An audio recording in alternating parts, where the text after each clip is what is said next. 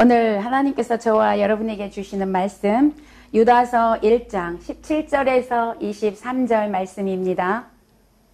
유다서 1장 17절에서 23절 우리 다 같이 합독하겠습니다. 사랑하는 자들아, 너희는 우리 주 예수 그리스도의 사도들이 미리 한 말을 기억하라. 그들이 너희에게 말하기를 마지막 때에 자기의 경건치 않은 정욕대로 행하며 기롱하는 자들이 있으리라 하였나니, 이 사람들은 당을 짓는 자며 육에 속한 자며 성령은 없는 자니라. 사랑하는 자들아, 너희는 너희의 지극히 거룩한 믿음 위에 자기를 건축하며 성령으로 기도하며 하나님의 사랑 안에서 자기를 지키며 영생에 이르도록 우리 주 예수 그리스도의 긍휼을 기다리라. 어떤 의심하는 자들을 긍휼히 여기라. 또 어떤 자를 불에서 끌어내어 구원하라.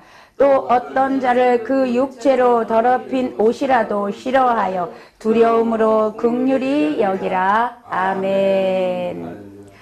오늘 유다서를 통하여 오늘 주실 제목은 신앙생활의 승리자가 되자. 신앙생활의 승리자가 되자. 이러한 제목입니다. 유다서는요, 오늘 1절에 보면 예수 그리스도의 종이요 야고보의 형제인 유다는 이렇게 시작이 됩니다. 이것을 볼 때 예수 그리스도의 종이며 야고보의 형제이며 동시에 예수님의 동생인 유다에 의해서 쓰여진 것으로 보고 있습니다. 야고보와 유다는 예수님의 동생이었지만 예수님의 공생의 기간에는요, 예수님을 쫓지 않았습니다. 요한복음 7장 5절에 보면 요한은요, 주님의 형제 중에 아무도 예수님을 메시아로 믿지 않았다라고 기록하고 있습니다. 그들은 예수님이 십자가에 죽으시고 부활하신 후에 비로소 그때야 예수님이 메시아였구나, 이것을 믿게 되었습니다. 그래서 그들은 그 이후에 이렇게 사도로서 복음을 증거하는 일에 이렇게 귀한 일을 감당했던 것으로 알 수가 있습니다. 유다는 오늘 본서신을 통하여서 그 당시에 영지주의 같은 이단이 굉장히 많았습니다. 그런 사상들이 성도들을 미혹하지 아니하도록 하기 위하여서 이 유다서를 기록한 것으로 보고 있습니다. 그래서 유다서 1장 3절에 보면 믿음의 도를 위하여 힘써 싸우라, 이렇게 권고하고 있습니다. 본문은 이단자들이 성도들을 미혹하려고 할 때 성도들이 그들에게 미혹되지 아니하고 신앙생활에서 어떻게 해야 승리하는 삶을 사는가를 가르쳐주고 있습니다. 이 시대도 예전에 이 사도들이 살았을 때 시대처럼 이단들이 얼마나 많은지 모릅니다. 이때 우리들이 어떻게 신앙생활을 해야 하는지 오늘 본문을 통하여 우리가 교훈 받기를 원합니다. 먼저 본문에서 이단자들의 특징을 유다는 이렇게 기록하고 있는데요. 4절에서 보면 그들은 예수를 부인하는 자들이요 그랬어요. 첫 번째로 예수를 부인하는 자들이에요. 그리고 자기들이 예수라고 하는 사람들이 바로 이단입니다. 자, 16절에 보니까 원망하는 자며 불만을 토하는 자고 정욕대로 행하고 그 입으로 자랑하는 말을 내며 이를 위하여 아첨하는 자다. 18절에 보면 경건치 않으며 자신의 정욕대로 행하며 기룡하는 자들이고, 19절에 보면 당을 짓는 자며 육에 속한 자며 성령은 없는 자라, 이렇게 기록하고 있습니다. 이런 자들이 교회 안에 들어와서 교회를 어지럽히고 파괴시킨다는 것입니다. 이때 우리 믿음의 사람들은 어떻게 신앙생활을 하여서 믿음의 승리자가 될 수 있는가를 오늘 우리에게 말씀하고 있습니다. 첫 번째, 어떻게 해야 믿음의 승리자가 될 수 있을까요? 말씀을 기억하여 생활에 적용하여 살아야 합니다. 오늘 17절에 보니까 사랑하는 자들아, 너희는 우리 주 예수 그리스도의 사도들의 미리 한 말을 기억하라. 사도는요, 주님의 부활을 목격한 제자들입니다. 사도들의 말을 기억하라. 이것은 뭐예요? 제자들의 말을 기억하라 그 말이죠. 그런데 이 제자들의 말은 어떤 말이냐? 제자들이 자신의 생각을 한 게 아니라 하나님이 주신 말씀, 곧 예수 그리스도에게로부터 온 복음을 전했다 그 말이에요. 그 복음을 생각하라 그 말입니다. 그러면 우리는 어떤 환경에 어떤 문제에 처해 있든지 간에 하나님께서 우리에게 주신 이 말씀을 기억해야 한다는 것입니다. 하나님은 다양한 방법으로 우리에게 말씀하여 주시고 계십니다. 히브리서 1장 1절에 보면 옛적의 선지자들로 여러 부분과 여러 모양으로 우리 조상들에게 말씀하신 하나님이라 이렇게 말씀하고 있습니다. 그 당시에는 오늘날처럼 성경책이 없었기 때문에 하나님은 직접 이렇게 선지자를 통하여서 말씀하여 주실 수밖에 없었습니다. 그래서 노아 시대에는 노아에게 말씀하셨고 아브라함에게 또 선지자들에게 사사들에게 이렇게 말씀하셨습니다. 그때 이 말씀을 사람의 말로 듣지 아니하고 하나님의 말씀으로 받아서 듣고 순종한 사람들은 모두 축복을 받았습니다. 구원함을 받았습니다. 반대로 그들을 배척하고 순종하지 않았던 자들은 모두 멸망을 당했다라는 것이죠. 노아 시대에 보면 노아에게 하나님께서 말씀하셨습니다. 노아야, 너는 산에 올라가서 방주를 만들어라. 노아는 그 말씀을 받고 즉시 순종했습니다. 산 꼭대기에 올라가서 방주를 만들었어요. 그러면서 노아는 혼자 만들었을까요? 아니겠죠. 옆에 있는 사람들이 노아는 미쳤나 봐. 아니 왜 방주를 만들려면 바다에 가서 만들어야지. 물가에 가서 만들어야지. 산에 가서 만들어 방주를. 그러면서 왜 거기 가서 만드냐고 사람들이 물었을 거죠. 노아가 그때마다 이야기했을 것입니다. 하나님께서 이 방주가 완성되는 날 홍수로 이 땅을 멸망할 것입니다. 그러니 회개하고 돌아오십시오. 이 방주에 다 타야 합니다. 이야기했을 것입니다. 그러나 누구 하나도 그 말을 듣지 않았습니다. 오히려 노아를 조롱하고 노아를 무시했을 것이라는 거죠. 한 사람도 구원받지 못했습니다. 정말로 때가 되면 홍수가 나서 노아의 식구들만 구원받게 되었고 모두 멸망을 당했다는 것을 우리는 성경을 통해서 알 수가 있습니다. 여러분 또한 소돔과 고모라 성을 보십시오. 롯이 그 사위들과 딸들에게 이 나라가 유황불로 다 타서 없어질 것이라고 말했을 때 여러분 그들 사위들은 뭐라고 얘기했냐며 그 장인의 롯의 말을 농담으로 여겼더라. 여러분 오늘날 하나님의 말씀을 농담으로 여기시는 분들이 계십니까? 절대로 하나님의 말씀을 농담으로 여기지 마십시오. 반드시 멸망을 받게 됩니다. 오늘 하나님은요 이렇게 많은 사람들을 통해서 구약에는 선지자들을 통하여서 또 오늘날에는요 하나님의 말씀을 통하여서 우리에게 경고하시고 계시하시고 하나님의 뜻을 말씀하고 있습니다. 때로는요 여러 가지 방법을 통하여 말씀하시는데 때로는 부모님의 말씀을 통해서도 하나님은 말씀하십니다. 자녀들을 통해서도 말씀하시고요. 친구를 통해서도 말씀하시고요. 어떤 때는요 믿지 않는 자들을 통해서도 저희들에게 말씀하고 있습니다. 어느 때는 환경을 통하여서 이렇게 자연을 통하여서 우리에게 깨닫게 하시고 말씀하실 때가 있다라는 것입니다. 그때 우리는 이것이 무시하지 마시고 하나님께서 나에게 주신 말씀이구나 라고 깨닫는 자는 복이 있습니다. 깨닫는 자는 길이 열려집니다. 깨닫는 자는 회복됩니다. 오늘날 강단에서 선포되는 말씀이 목사의 말이 아니라 하나님의 말씀으로 받을 때 여러분의 삶에 놀라운 역사가 일어나게 될 줄로 믿습니다. 그러므로 우리는 하나님의 말씀 듣기를 즐겨해야 될 줄로 믿습니다. 어느 것보다도 중요한 게 하나님의 말씀을 듣는 것이 되어져야 한다는 것입니다. 믿음은 예수 그리스도의 말씀을 들음에서 난다고 했습니다. 우리는 말씀을 듣고 또한 실천해야 합니다. 아멘. 많은 사람들이 듣는 것으로 끝납니다. 절대로 능력이 나타나지 않습니다. 하나님의 말씀은 듣고 실천하라고 주시는 것입니다. 성경에서 하늘나라는 말에 있는 것이 아니라 능에 있느니라. 할렐루야. 하나님의 말씀은 능력입니다. 그냥 듣고 흘려버리라고 주시는 게 아니라는 것입니다. 말씀이 능력이 되어져야 한다 그 말이에요. 그러려면 실천해야 합니다. 순종해야 합니다. 순종할 때 그 말씀이 능력이 나타납니다. 아멘. 또 말씀에는요, 또 다른 뜻이 있어요. 어떤 뜻이 있냐면 사건, 역사 이런 뜻이 있어요. 말씀은 곧 사건이고 말씀은 곧 역사다 이런 뜻이에요. 그러니까 여러분 이 말씀이 뭐냐면 말씀이 말로 끝나지 말고 사건이 되어져야 한다는 거예요. 아멘. 말씀이 역사가 되어져야 한다는 거예요. 아멘. 이게 무슨 말이에요? 예수님은 말씀이십니다. 예수님은 역사가 되셨어요. 할렐루야. 예수님은요 사건이 되셨어요. 여러분 우리를 죄에서 구원하는 놀라운 사건을 일으키신 분이 바로 예수님이십니다. 아멘. 그래서 여러분 계시록 1장 3절에서도 이 말씀을 읽는 자와 듣는 자와 그 가운데 기록한 것을 지키는 자들은 복이 있나니. 할렐루야. 오늘 말씀을 듣고 순종하며 지키는 자에게는 놀라운 축복이 있을 줄로 믿습니다. 그러므로 우리들도 하나님의 말씀을 듣고 기억하고 순종하는 자가 되어서 여러분 삶 가운데 말씀이 사건이 되고 역사가 되어지는 그런 축복이 있으시기를 바랍니다.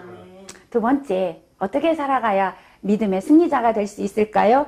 믿음 위에 자기를 건축해야 된다는 거예요. 오늘 20절에 보니까 사랑하는 자들아 너희는 너희의 지극히 거룩한 믿음 위에 자기를 건축하며 성령으로 기도하며. 아멘. 나의 인생의 집을 어디에 세우느냐 이것이 중요하다 그 말입니다. 우리의 인생의 터전을 거룩한 믿음 위에 기초를 세우고 날마다 성령으로 기도하며 믿음의 집을 완성해 가라 그 말입니다. 마태복음 7장 25절에서 27절에 보면 모래 위에 세운 집과 반석 위에 세운 집이 나옵니다. 모래 위에 세운 집은요 어떻게 해요? 비바람이 몰아치면 다 무너지고 없대요. 그런데 반석 위에 세운 집은요 어떤 비바람이 몰아쳐도 든든히 세워져서 아무 문제가 없다라고 성경에 말씀하고 있습니다. 그러면 오늘 저와 여러분의 집을 어디다 세워져야 할까요? 이 집, 여러분 인생의 집을 말합니다. 우리 인생의 집을 어디다 세워져야 될까요? 반석 위에 세워야 될 줄로 믿습니다. 자, 반석 위에 세웠다라는 것은 예수 그리스도 위에 세워라. 아멘. 반석 위에 세웠다라는 것은 믿음의 위에 세워라. 그런 말입니다. 그러므로 거룩한 믿음 위에 인생의 집을 지으시기를 바랍니다. 예수 그리스도 위에 인생의 집을 지으시기를 축복합니다. 믿음의 터 위에 가정을 건축하면 비록 집은 초막일지라도 그 가정은 천국이 되는 것입니다. 아멘. 찬송가 이런 찬양이 있습니다. 높은 산이 거친 들이 초막이나 궁궐이나 내 주 예수 모신 곳이 그 어디나 하늘나라 할렐루야 찬양하세 내 모든 죄 사함 받고 주 예수와 동행하니 그 어디나 하늘나라. 아멘. 여러분 예수님이 계신 곳 예수님의 터 위에 세운 집은요 어떤 상황 속에 있어도요 감사해요. 기쁜 거예요. 아멘. 거기가 바로 천국입니다. 비록 가난해도 믿음의 풍요를 누릴 수 있습니다. 믿음으로 사는 사람은 세상적인 명예나 권세를 누리지 못한다 할지라도 하나님의 자녀된 그 특권 주신 거에 감사하며 세상 것을 구하지 않습니다. 세상 것을 부러워하지 않습니다. 이것이 바로 믿음의 터를 세운 사람, 예수 그리스도 위에 인생의 터를 세운 사람의 모습이라는 거예요. 그 사람은 인생이 행복합니다. 만족함이 있습니다. 이것이 유다가 우리 성도들에게 원하는 그런 믿음입니다. 오늘 우리에게 이 믿음이 있으시기를 바랍니다. 이 믿음은 나에게서 나오지 않습니다. 하늘로부터 옵니다. 그러므로 우리는요 그 믿음을 구해야 될 줄로 믿습니다. 그래서 유다는 오늘 성령으로 기도하라 그렇게 말씀하고 있습니다. 항상 기도해야 된다는 거예요. 오늘도 그 믿음을 달라고 기도하는 여러분 되시기를 바랍니다. 그 믿음을 통하여 우리의 인생이 점점 더 성숙해지고 아름다워지고 복되게 되어져 간다라는 것입니다. 데살로니가전서 5장 18절에서도 쉬지 말고 기도하라 그렇게 말씀하고 있습니다. 자, 여기서 성령 안에서 기도하라. 이게 무슨 말이냐면요. 성령의 지배를 받지 않으면 하나님의 뜻을 알 수가 없습니다. 우리 인간이 하나님의 뜻을 어떻게 알 수 있겠어요? 그 뜻을 알기 위해서는 성령 안에서만 가능하다라는 거예요. 그러니까 하나님의 뜻을 모르니까 날마다 구하는 것이 뭐예요? 육신의 정욕을 위하여 세상적인 것을 기도하게 된다라는 거예요.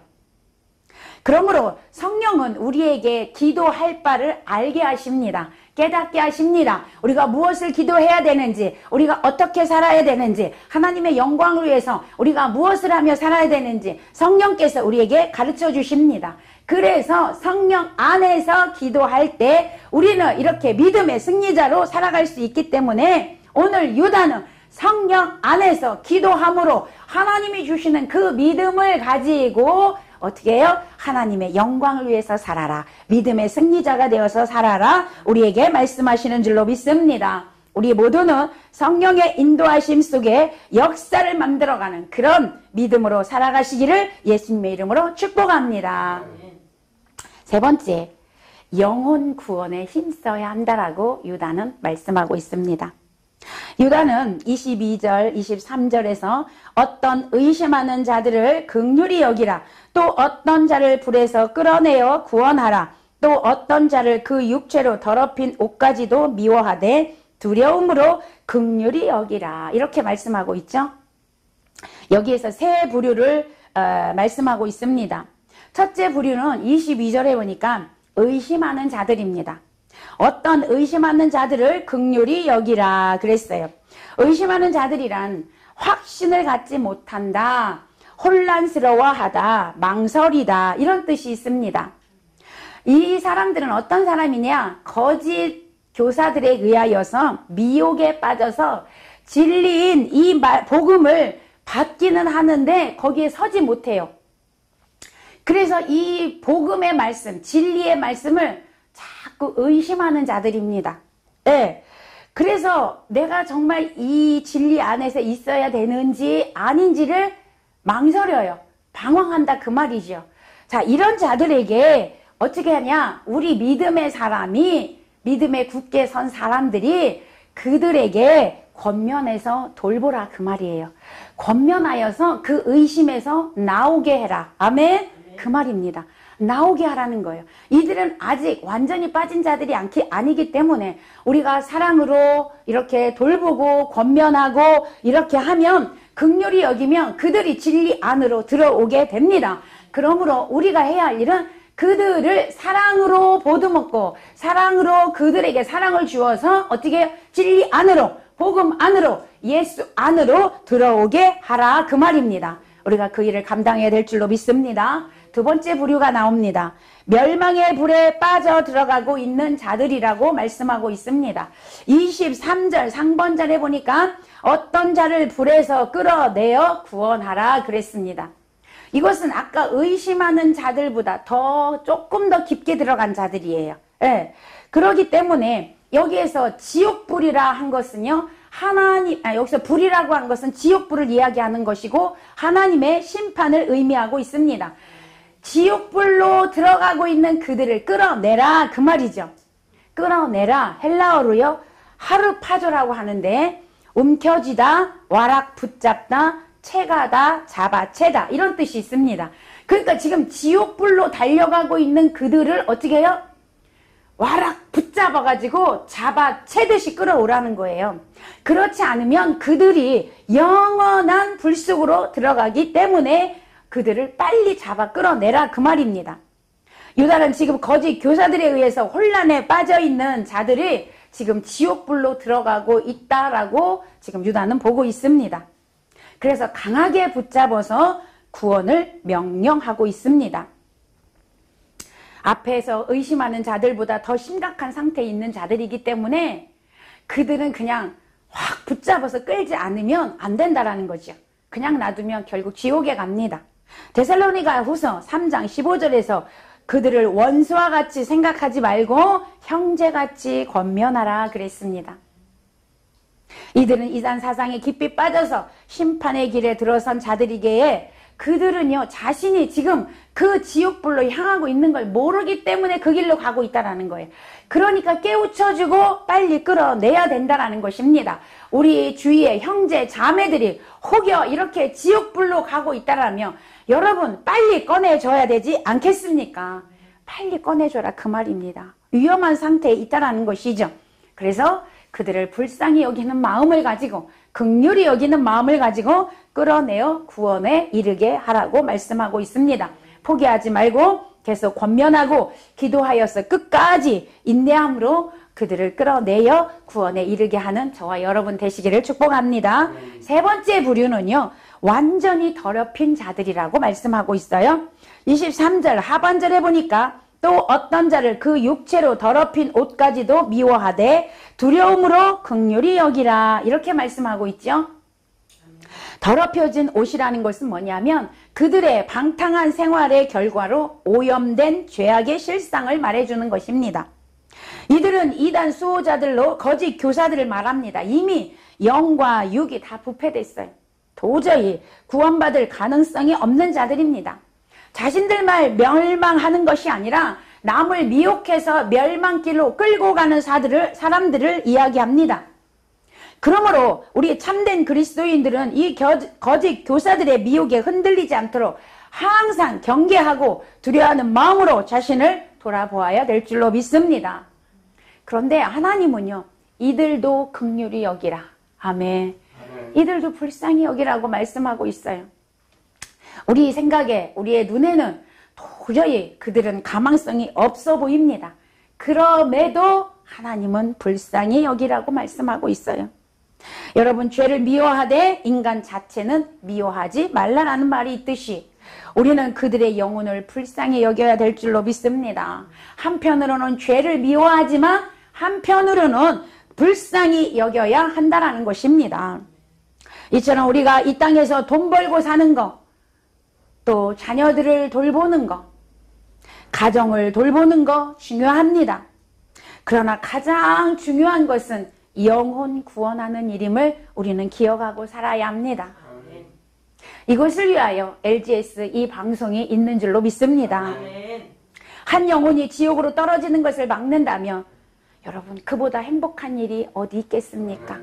이것은 하나님께서 우리에게 맡겨준 사명입니다. 그러므로 우리는 영혼을 살리는 일에 전념해야 합니다.